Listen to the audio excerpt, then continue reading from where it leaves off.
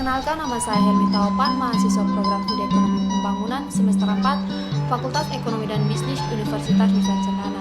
Di sini saya mendapatkan tugas untuk mengidentifikasi dan menganalisis potensi budaya lahan kering dan pariwisata yang ada di Nusa Tenggara Timur. Ketika kita berbicara tentang potensi budaya lahan kering, maka kita harus mengetahui apa yang dimaksud dengan lahan kering itu sendiri. Nah, lahan kering adalah lahan yang dapat digunakan untuk usaha pertanian dengan menggunakan air secara terbatas dan biasanya hanya mengharapkan dari curah hujan saja. Potensi lahan kering yang ada di Nusa Tenggara Timur kebanyakan dimanfaatkan masyarakat untuk potensi usaha tani. Nah, potensi usaha tani mencapai sekitar 49,09% dari total potensi lahan kering sekitar 1,5 juta hektar. Kebanyakan potensi lahan kering di NTT ini digunakan untuk menanam jagung oleh setiap rumah tangga.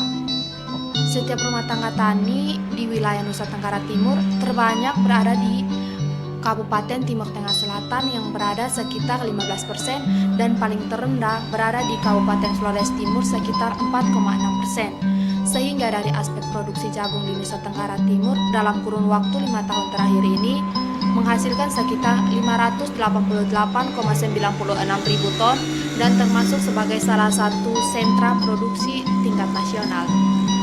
Di sini saya akan menunjukkan satu video dan juga beberapa gambar potensi lahan kering yang ada di Nusa Tenggara Timur.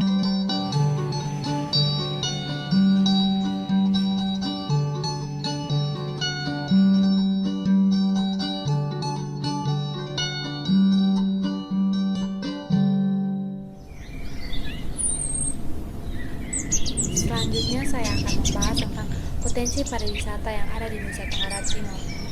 Nah, ketika kita berbicara tentang potensi pariwisata, maka kita harus mengetahui arti dari pariwisata itu sendiri.